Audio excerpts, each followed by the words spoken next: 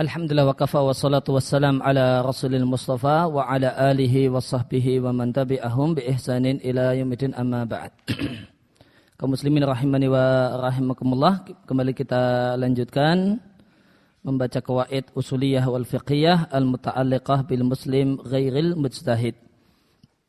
Kita masuk pada fasal yang ketiga, yaitu kaidah-kaidah fikih dan usul fikih yang lain yang memiliki kaitan langsung, kaitan erat dengan orang awam.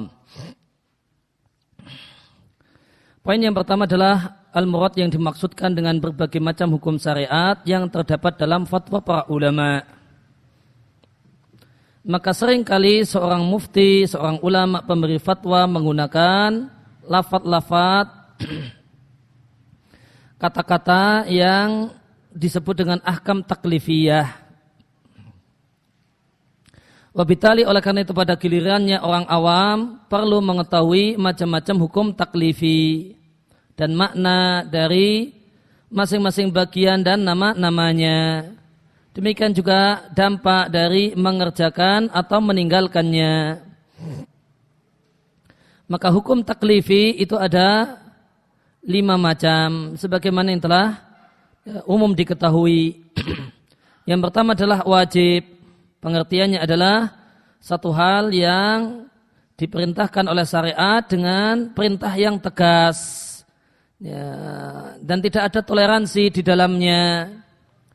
Contohnya sholat, yaitu sholat 5 waktu. Maka syariat memerintahkan untuk melaksanakan sholat 5 waktu dengan perintah yang tegas. Tidak ada toleransi. Sebagaimana firman Allah Subhanahu wa taala, wa aqimus sholat, tegakkanlah sholat.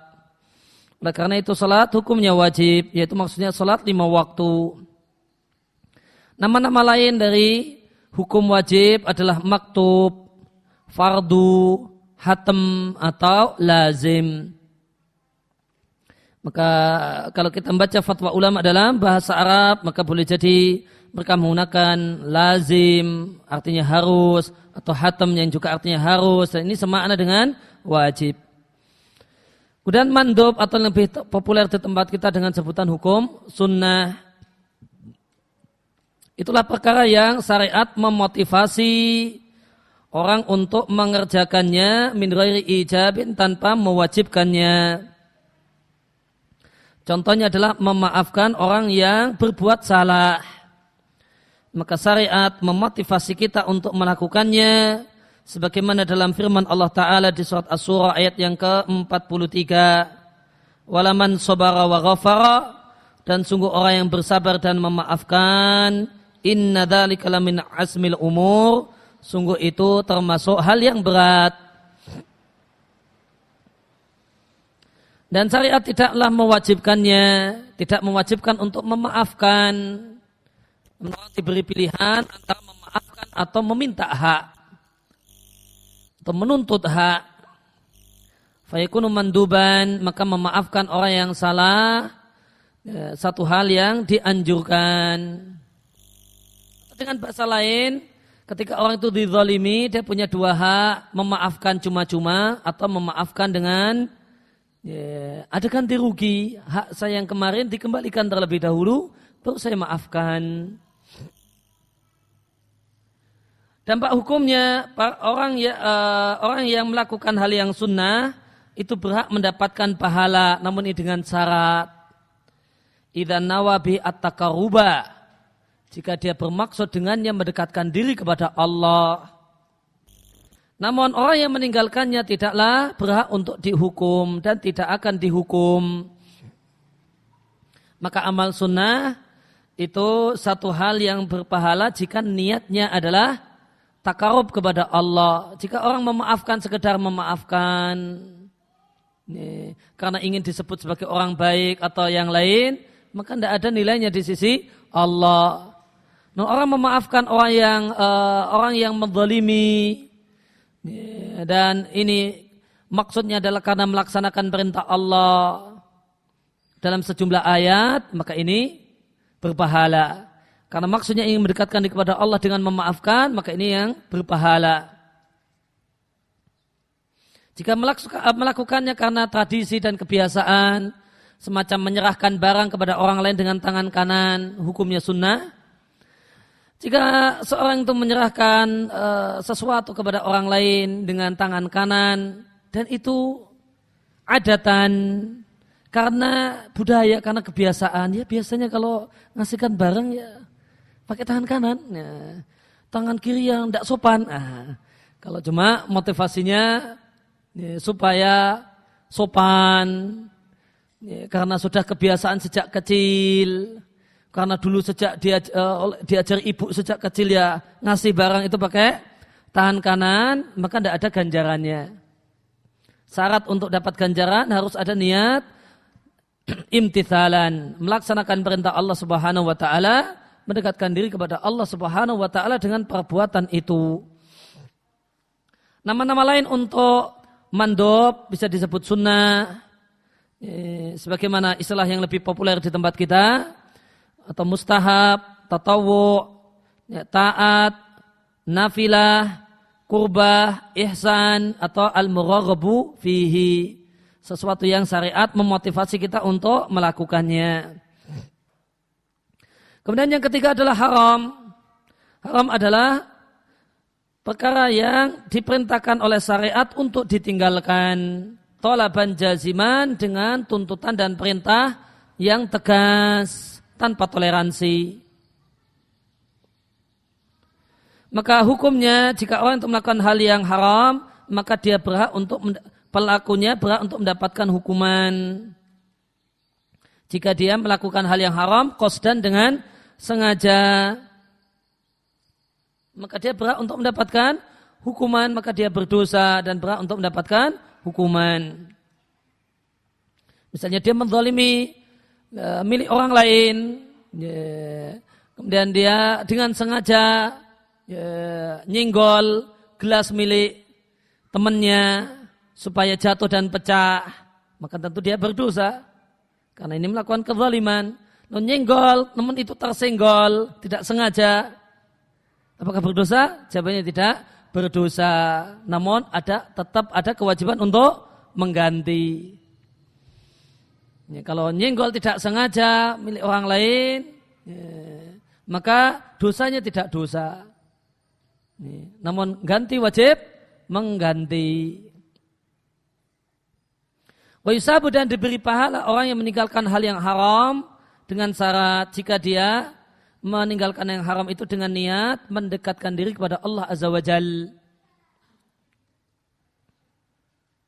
Maka jika seorang itu meninggalkan hal yang haram bukan karena takut kepada Allah, bukan karena ingin dapat pahala di sisi Allah, namun karena takut polisi, maka tidak berpahala. Maka banyak orang yang mendefinisikan haram dengan jika ditinggalkan berpahala. Ini kurang tepat. Tidak mesti meninggalkan yang haram itu berpahala. Jika orang meninggalkan haram karena takut virus, jika orang meninggalkan zina karena takut virus HIV, takut dengan makhluk, bukan takut kepada Allah Subhanahu wa taala, maka tidak berpahala. Jika orang enggak mau korupsi karena takut KPK, tidak mau kemudian melakukan tindakan kriminal karena khawatir tenar di koran sebagai pelaku kriminal, maka tidak berpahala. Meninggalkan yang haram itu berpahala manakala karena Allah Subhanahu wa taala, karena takut kepada Allah, karena mengharap pahala di sisi Allah. Contohnya adalah makan riba. Yang dimaksud dengan makan adalah menerima uang riba. Contoh ekstrimnya jadi rentenir. Maka dia menerima uang riba. Baik uang riba itu setelah dia terima, dia belikan baju, atau dia belikan motor, dia belikan rumah, atau dia belikan beras, kemudian dia makan, sama saja.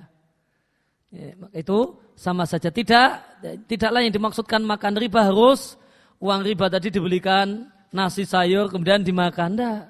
Termasuk dalam dosa memakan riba orang yang menerima uang riba kemudian beli rumah, dari uang riba tersebut kemudian dia tempati, beli motor kemudian dia kendarai, maka ini semuanya tergolong memakan riba.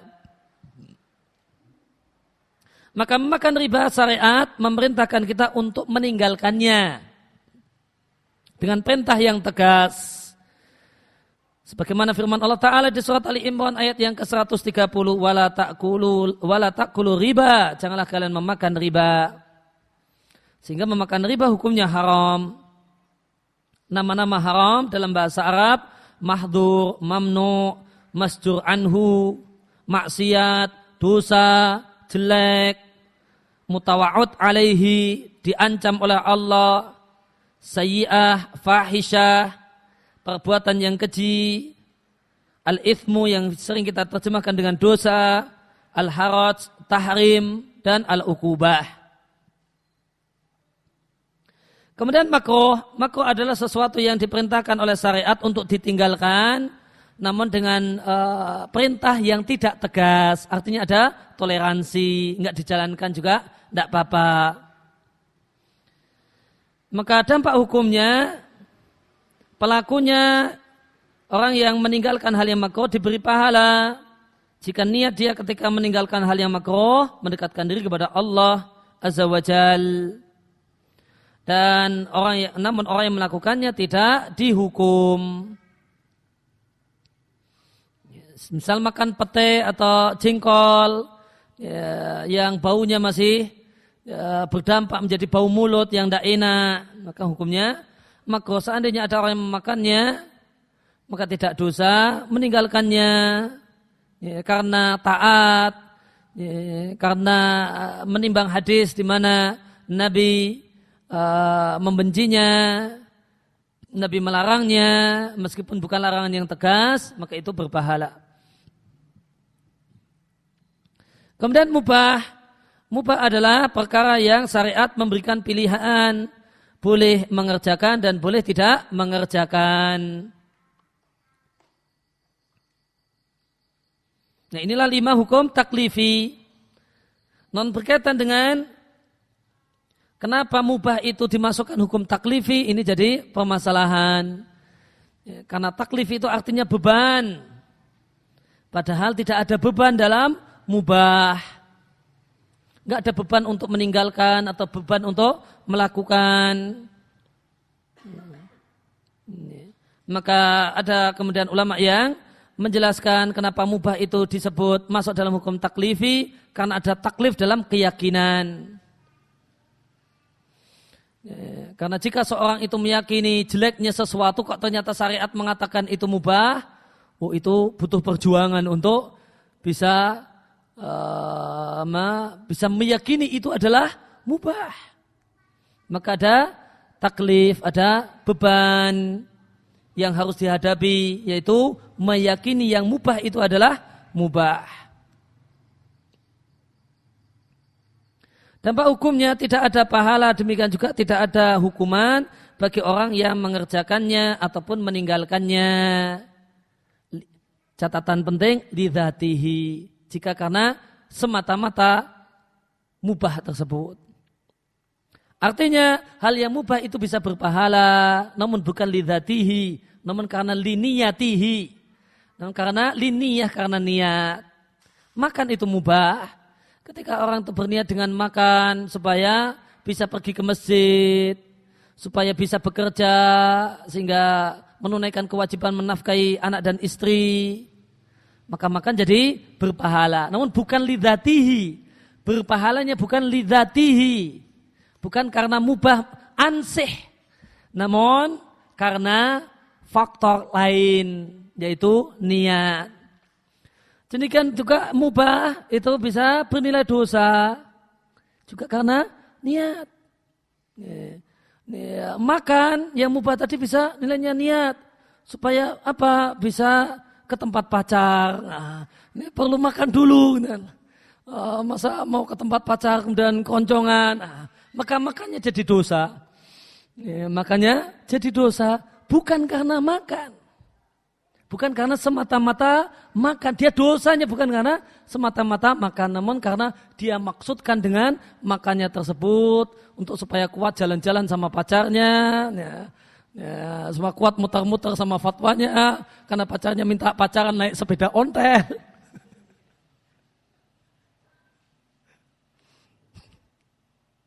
Maka dengan niat demikian itu jadi berdosa, makannya dosa.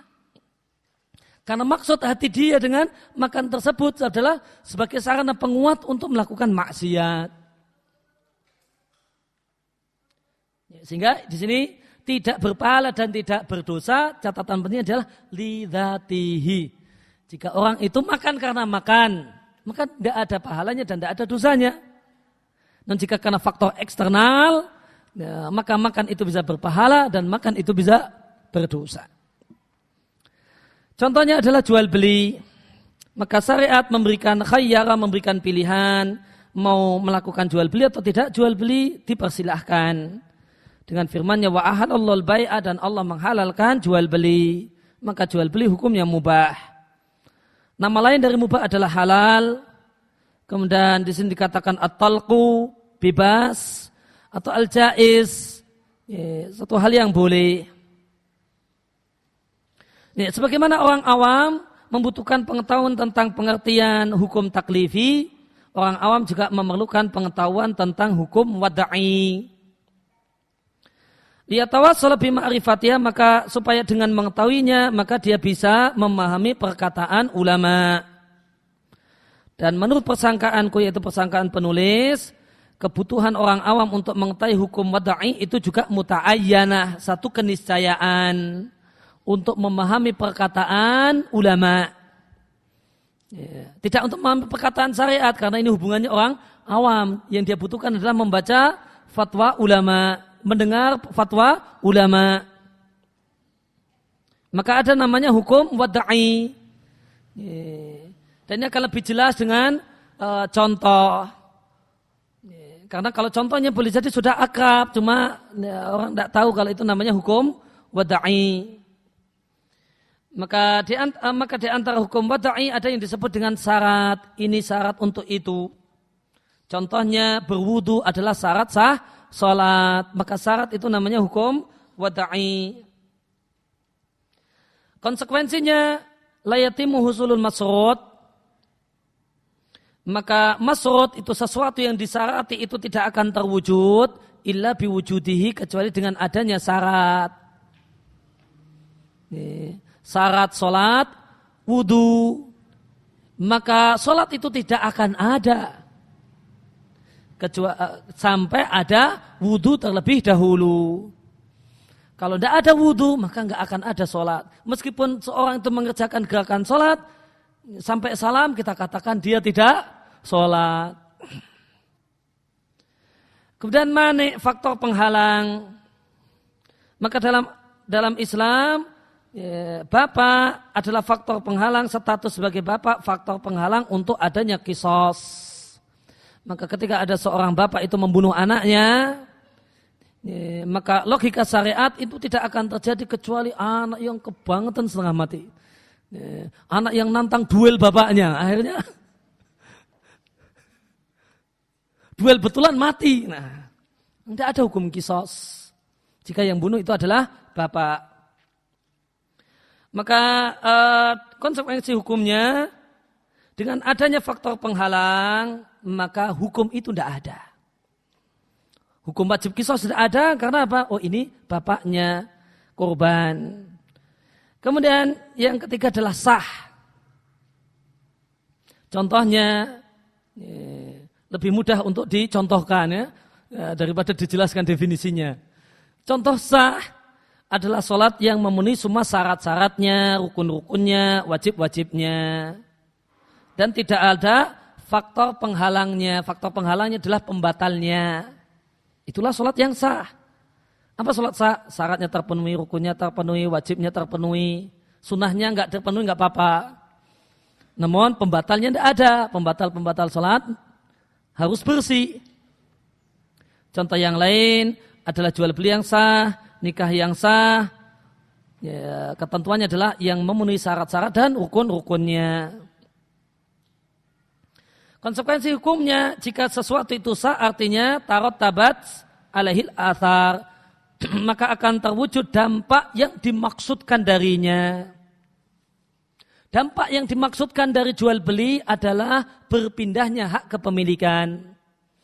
Ketika kita katakan jual beli ini sah, maka pindahnya hak kepemilikan itu terwujud. Barang yang mula milik penjual menjadi milik pembeli. Uang yang semula milik pembeli menjadi milik penjual. Dampak dari sahnya akad nikah adalah bolehnya hubungan suami istri.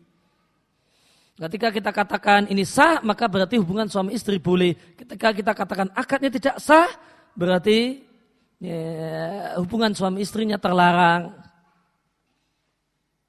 Nama yang lain dalam bahasa Arab adalah mujzi atau makbul.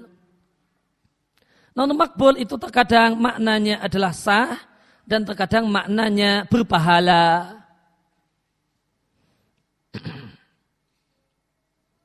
Kalau makbul itu sendiri, makbul artinya diterima. Diterima itu kalau dalam bahasa syariat terkadang maknanya sah dan terkadang maknanya berpahala. Maka ketika Nabi mengatakan siapa yang mendatangi dukun maka tidak diterima, sholatnya 40 hari 40 malam, artinya tidak berpahala meskipun sah sholatnya. Ketika Nabi SAW mengatakan wanita yang sudah haid artinya sudah dewasa tidaklah diterima sholatnya kecuali jika sholat menutup aurat, maka tidak diterima di sini artinya tidak sah. Kemudian fasid atau yang lebih populer di tempat kita adalah batal. Maka amal yang kehilangan syarat, salah satu syarat atau tidak terpenuhi salah satu syarat atau salah satu rukun padahal mampu untuk mengerjakannya, maka dia kita sebut batal. Contohnya adalah sholat orang yang tidak berwudu dengan sengaja padahal ada air dan mampu untuk menggunakan air, maka ini sholat yang batal. Bahkan ulama berselisih pendapat tentang kekafirannya. Al-Imam Abu Hanifah mengatakan kafir karena ini dianggap ngejek sholat.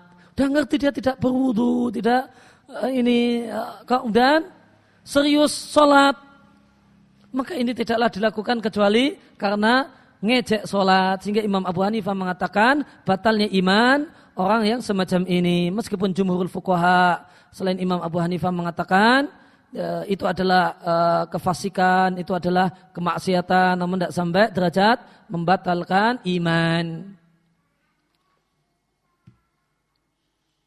Dan dampak hukumnya, kalau sesuatu itu batal, maka tidak akan terwujud dampak yang dimaksudkan. Dan di antara dampak yang dimaksudkan adalah bara'atu dhimmah, gugurnya kewajiban. Kalau orang mengerjakan sholat dan sholatnya sah, maka gugurnya kewajiban terpenuhi. Kewajiban gugur. Dan jika sholat tidak sah, batal, artinya kewajiban belum gugur. Wasukutul qada, dan hilangnya kewajiban qada. Dan terwujudnya dan mendapatkan pahala dan pahala. Nama lain dari fasid adalah batal. Namun tadi dikatakan sesuatu itu batal kalau tidak ada rukunnya. Salah satu rukunnya itu tidak terpenuhi manakala mampu melaksanakan rukun. Kalau tidak mampu, maka fattaqullaha mastata'tum. Bertakwalah kalian kepada Allah semaksimal kemampuan kalian. Salah satu rukun salat adalah berdiri. Ketika orang itu meninggalkan rukun berdiri karena tidak mampu, gimana hukumnya? Maka jawabannya salat tetap sah dan tidak batal. Karena memang dia tidak mampu sambil berdiri. Kemudian al-ada. Ini sholat ini dikerjakan adaan. Ada adalah satu ibadah yang dikerjakan di waktu yang telah ditentukan oleh syariat. Fi waqtihi al-muqaddar. Di waktu yang telah ditentukan. Itu namanya ada semacam sholat duhur setelah tibanya waktu duhur. Dan waktu duhur tiba dengan gesernya matahari ke arah barat. Sebaliknya adalah qadha. Qadha adalah ibadah yang dikerjakan di luar waktu yang telah ditentukan oleh syariat. Contohnya puasa yang dilakukan di beberapa hari di bulan Syawal sebagai pengganti hari-hari di bulan Ramadan yang tidak puasa ketika itu. Kemudian istilah penting yang lainnya atau hukum wad'i yang ketujuh adalah al-i'adah. I'adah artinya mengulangi. Pengertiannya adalah ibadah yang dikerjakan untuk kedua kalinya. Contohnya adalah orang yang sholat fardu sendirian, kemudian dia menjumpai jamaah, lalu sholat bersama jamaah tersebut. Maka dia melakukan i'adah. Atau sholat ala ghairi toharatin, atau dia sholat tanpa toharoh karena lupa. Kemudian dia mengerjakannya bitoharoh dengan toharoh, maka sholatnya yang kedua itu namanya i'adah.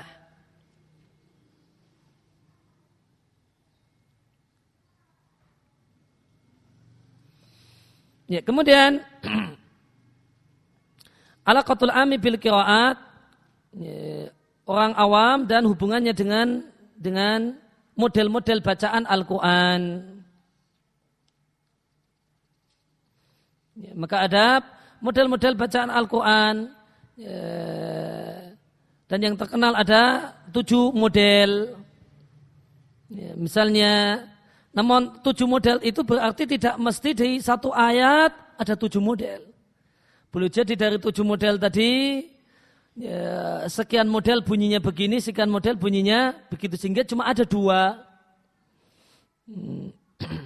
Semacam di surat Al-Fatihah ada Maliki Yaumiddin dan ada Maliki Yaumiddin. Maka 7 qiraah itu cuma terpecah menjadi 2 cara baca. Ada yang mengatakan bisa dibaca Maliki Yaumiddin, mimnya dipanjangkan, dan ada yang membacanya Maliki Yaumiddin. Maka 7 model qiraah itu tidak mengharuskan setiap ayat ada 7 cara baca. Boleh di satu ayat cuma ada 2 cara baca atau 3 cara baca atau 4 cara baca. Namun kenapa? Karena 7 model tadi ini modelnya begini, ini modelnya begitu.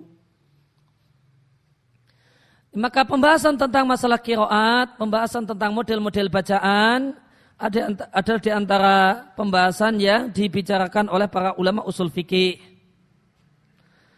Dan saumahid dan aku akan berikan pengantar yang menjelaskan apa yang dimaksud dengan qiraat.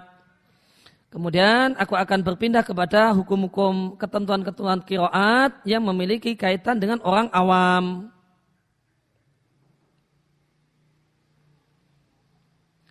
Maka ada 7 qiraat. Qiraat di sini bukan qiraat dalam artian lagu yang diliukkan ketika baca Al-Quran, ya, non model. Ya, contohnya tadi ada Maliki Yaumiddin, ada Maliki Yaumiddin. Maka ada 7 qiraat yang sanadnya mutawatir sampai Nabi SAW. Pendapat yang lain mengatakan bahasanya qiraat yang mutawatir sampai Nabi itu ada 10 qiraat. Dan qiraat ini muafiqatun, itu sesuai dengan cara dengan rasam, dengan model tulisan Mushaf Utsmani. Dan muafiqah dan sesuai dengan salah satu model dalam bahasa Arab, model kata dalam bahasa Arab. Ya, maka ada qiraah yang sah, qiraah yang sahih. Maka qiraah yang sahih itu harus memenuhi 3 kriteria ini. Pertama, sanadnya sahih, mutawatir sampai Nabi. Syarat yang pertama, mutawatir sampai Nabi. Berapa yang mutawatir sampai Nabi? Satu pendapat mengatakan 7, pendapat yang lain dan yang lebih kuat mengatakan 10. Ini syarat yang pertama. Kemudian yang kedua, harus sesuai dengan Rasam Utsmani.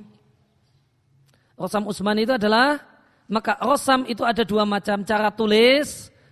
dalam bahasa Arab itu ada dua macam, ada rosam Utsmani dan ada rosam imla'i.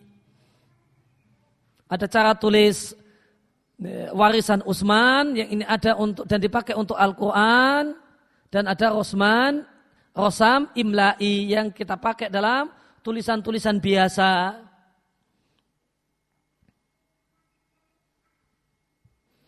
Nah, kalau dalam rosam imla'i, maka ketika kita mau mengatakan Maliki Yaumiddin, setelah mim harus dikasih alif.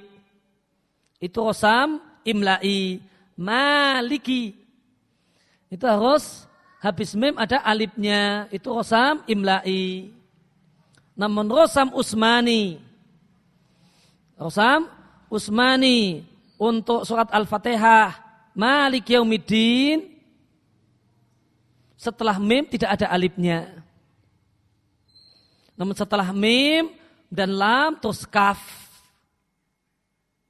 Namun qiraah hafaz, qiraah yang kita pakai di Indonesia dan banyak negeri Islam, membacanya dengan panjang Maliki Yaumiddin. Tulisannya habis mim tidak ada alifnya. Ya, maka syarat yang kedua supaya qiraah itu adalah qiraah yang sah, harus sesuai dengan rosam Utsmani, tidak melanggar rosam Utsmani. Oleh karena itu mim setelah Malik Yaumiddin itu tidak dikasih alif. Kalau seandainya rosam Maliki itu, rosam Utsmani itu untuk kalimat Malik Yaumiddin setelah mim itu ada alifnya, maka qiraah Malik Yaumiddin salah.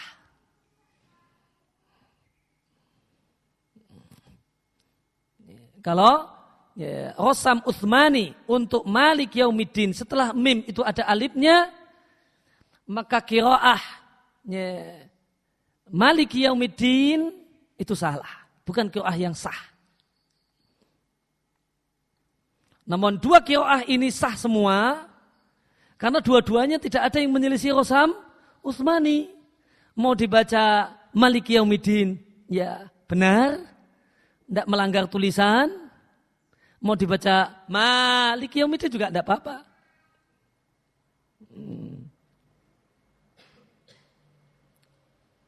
Nah itu faedah rosam Utsmani. Faedah rosam Utsmani itu untuk menyatukan semua qiraat.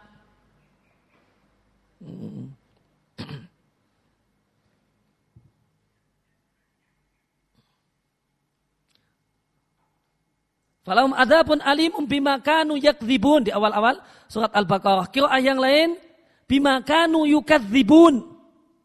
Itu tulisannya sama. Mau bima kanu yakdzibun, ya kaf dal ba.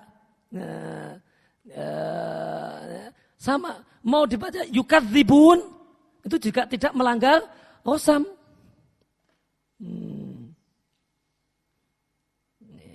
Falam adzabun alimum bima kanu yakdzibuna.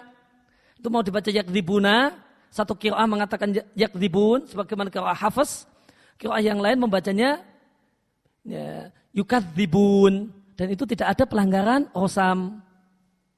Tapi kalau misalnya kalau kemudian ada qiraah yang mengatakan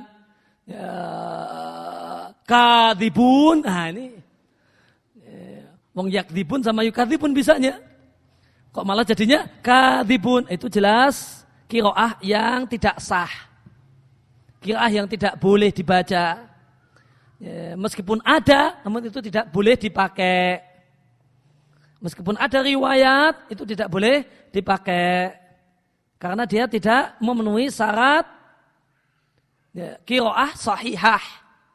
Di mana syarat qiraah sahihah tidak boleh bertentangan dengan rosam Utsmani. Dan semua qiraah yang 7, qiraah yang 10 tidak ada yang bertentangan dengan rosam Utsmani.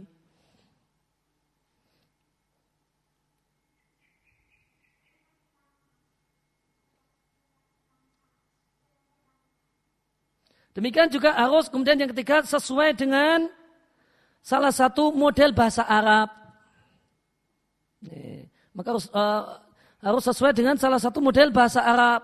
Tidak boleh ini ada satu bentuk bacaan yang orang Arab dengan semua sukunya tidak pernah mengatakannya semacam itu. Ini dengan berbagai macam kabilahnya. Tidak.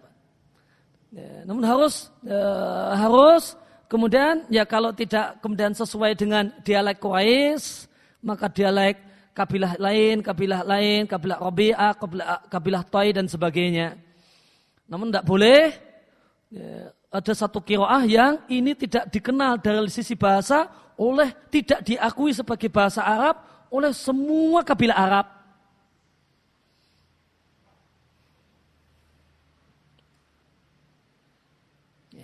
Harus ada ini meskipun itu bukan harus model bahasa yang terkenal. Misalnya firman Allah Subhanahu wa taala di surat Thaha, "In hadani lasahirani." Maka padahal yang dimaksudkan sesungguhnya. Namun in hadani lasahirani ini i'rabnya tidak wajar. Namun itu diterima pakai kabilah satu cara berbahasa dari satu kabilah Arab tertentu. Maka syaratnya dan semua qiraah yang sab'ah ataupun asarah ataupun yang 10 semuanya tidak ada yang keluar dari model-model bahasa Arab yang diakui. Maka ini 3 syarat. Jika 3 syarat ini terpenuhi, maka itu disebut qiraah sahihah yang boleh dibaca dalam sholat. Yang boleh dibaca dalam sholat. Dan semua 3 syarat ini terpenuhi pada qiraah sab'ah, qiraah 7 atau qiraah asyarah, qiraah 10. Dan perlu diketahui bahasanya 7 qiraah tersebut adalah salah satu dari 7 huruf yang terdapat dalam sabda Nabi Shallallahu Alaihi Wasallam. Sesungguhnya Al-Quran diturunkan dalam 7 huruf. Yang dimaksud huruf di sini bukan huruf dalam pengertian kita, namun pendapat yang paling kuat 7 di sini adalah 7 model. Jika ini telah jelas, maka di antara hukum berkaitan dengan qiraah Al-Quran yang berkaitan dengan orang yang bukan mustahid adalah sebagai berikut. Yang pertama, sah membaca Al-Quran dengan semua model qiraah. Dari 7 qiraah atau yang benar bahkan dari 10 qiraah yang ada. Atau 10 qiraah yang muktabar. Kalau yang ada masih banyak yang lain. Ada qiraah 14, ada tambah 4 lagi. Ada kemudian lebih banyak lagi. Namun yang terakui yang muktabar 7 qiraah atau yang benar 10 qiraah. Nah, semua model ini boleh dibaca dalam sholat. Wa yuthabu dan berpahala orang yang membacanya sebagaimana pahala membaca Al-Quran karena dia adalah bagian dari Al-Quran. Kemudian yang kedua, boleh bagi orang yang sholat untuk membaca model qiraah manapun dalam sholatnya. Membaca Al-Fatihahnya Maliki Yaumiddin atau Maliki Yaumiddin, maka itu semuanya boleh. Karena itu termasuk dalam sabda Nabi SAW, dan bacalah apa yang mudah bagimu dari Al-Quran. Namun catatan yang ketiga, nanti untuk orang awam tidak sepatutnya baginya untuk menyalahkan orang yang membaca dengan salah satu 7 atau 10 model bacaan di atas. Karena membacanya hukumnya boleh.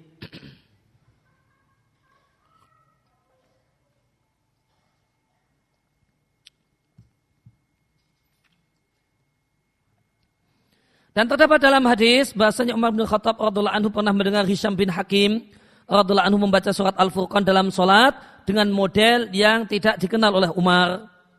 Maka apa yang terjadi hampir saja ayumsikahu fi salatihi, Umar menghentikan salatnya. Nah, ini hampir-hampir saja Umar berkeinginan untuk menghentikan salatnya Hisham. Ila anau sobaro, namun disabar-sabarkan oleh Umar. Disabar-sabarkan, tunggu sampai Hisham ini selesai salat dan dengan mengucapkan salam.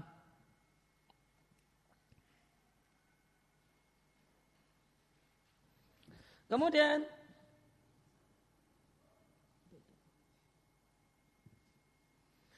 Umar bin Khattab radhiyallahu anhu kemudian labbahu biridaihi, menarik, bahasa kita bajunya Hisham, setelah salam ditarik bajunya, pegang gini. Kemudian Umar mengatakan man aqra'aka hadis surata allati sami'tuka taqra'u. Siapa yang mengajarimu model bacaan Quran semacam yang tadi kamu baca? Maka Isa mengatakan, Rasulullah yang ngajari aku. Umar mengatakan, kamu bohong. Rasulullah SAW telah mengajari aku surat Al-Furqan dan cara bacanya dan model bacanya tidak sebagaimana yang tadi kau baca. Fangtalaqa bihi. Maka kemudian Umar membawa Hisham. Yaquduhu, dituntunlah. Hisham ini dipegangilah. Hisham ini oleh Umar. Diajak untuk menghadap Rasulullah Sallallahu Alaihi Wasallam. Kemudian Umar mengatakan, aku mendengar orang ini membaca surat Al-Furqan dengan model yang, wahai Rasul, engkau belum pernah mengajarkannya kepada aku. Maka Rasul mengatakan, Umar jangan pegang itu orang itu, lepaslah, lepaskan dia. Kemudian Nabi katakan, Iqra' ya Hisham, bacalah wahai Hisham surat Al-Furqan yang engkau ketahui. Maka Hisham kemudian membacakan di depan Nabi model bacaan yang sama persis dengan apa yang didengar oleh Umar tadi. Maka Rasulullah SAW mengatakan kadzalika unzilat surat Al-Furqan turun seperti itu. Kemudian Nabi mengatakan pada Umar, wahai Umar, bacalah. Maka Umar pun membaca model bacaan yang biasa Umar membacanya. Maka Rasulullah SAW mengatakan seperti itu juga diturunkan. Artinya dua-duanya itu adalah Al-Quran. Karena 7 huruf, 7 model itu adalah apa yang diajarkan oleh Jibril kepada Muhammad SAW. Maka semuanya sah bagian dari Al-Quran. Total itu semua itulah Al-Quran. Maka Al-Quran bukan hanya qiraah hafiz. Maka Al-Quran juga qiraah waras, dengan juga qiraah yang lainnya. Semua itu Al-Quran. Kenapa kemudian dibuat model-model demikian? Di antara faedahnya, terutama di masa Nabi untuk orang-orang Arab, agar mereka semua menyesuaikan manakah yang sesuai dengan lidah dan dialek mereka. Namun ada juga bagian lain dari model qiraat yang sanadnya tidak mutawatir. Nah, yang model ini tidaklah boleh dibaca dalam sholat. Dan makruh dibaca di luar sholat jika ala iktibar, jika dengan anggapan kalau itu adalah Al-Quran. Namun, qiraah-qiraah yang tidak mutawatir tadi boleh dipakai litafsir. Untuk menjelaskan makna ayat. Oh, makna ayatnya apa ini? Enggak jelas ini apa maknanya, maka dijelaskan ada qiraah lain yang bacanya begini. Oh, kalau ini jelas maknanya. Oh, yang dimaksud dengan ini adalah ini.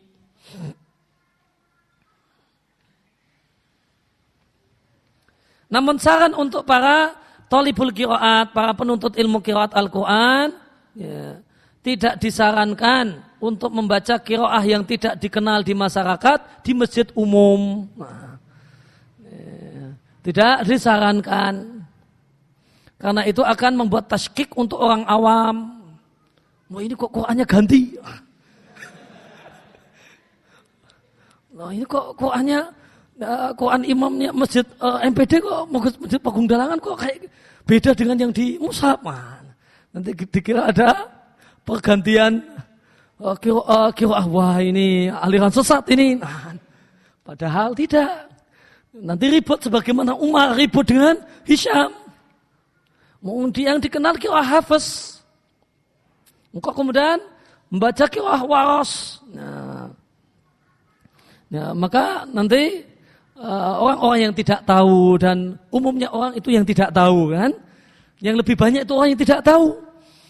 Itu nanti salah sangka. Ya, boleh membaca qiraah tersebut semisal di masjid pesantren atau semacam itu. Maka boleh saja dibaca di tempat-tempat yang khusus, namun di masjid yang terbuka yang diakses oleh banyak orang dan mayoritas orang yang datang orang awam, maka tidak boleh dan tidak disarankan untuk membaca model qiraah yang menyelisihi apa yang populer di masyarakat. Dan yang populer di masyarakat kita qiraah hafaz. Namun kalau misalnya yang model di Aljazair, di Tunis, di Mauritania, waros di sana. Nah, qiraah yang tersebar qiraah waros, bukan qiraah hafaz. Nah, kalau di sana baca hafaz juga jadi aneh kan? Ya demikian kajian kita dan pelajaran kita dalam kesempatan pagi dan siang hari ini. Insya Allah akan kita lanjutkan Sabtu yang akan datang. Wassallallahu ala nabiyina Muhammadin wa ala alihi washabihi wasallam wa a'udhu alhamdulillahi rabbil alamin. Subhanaka Allahumma wa bihamdika asyhadu an la ilaha illa anta astaghfiruka wa atubu ilaik.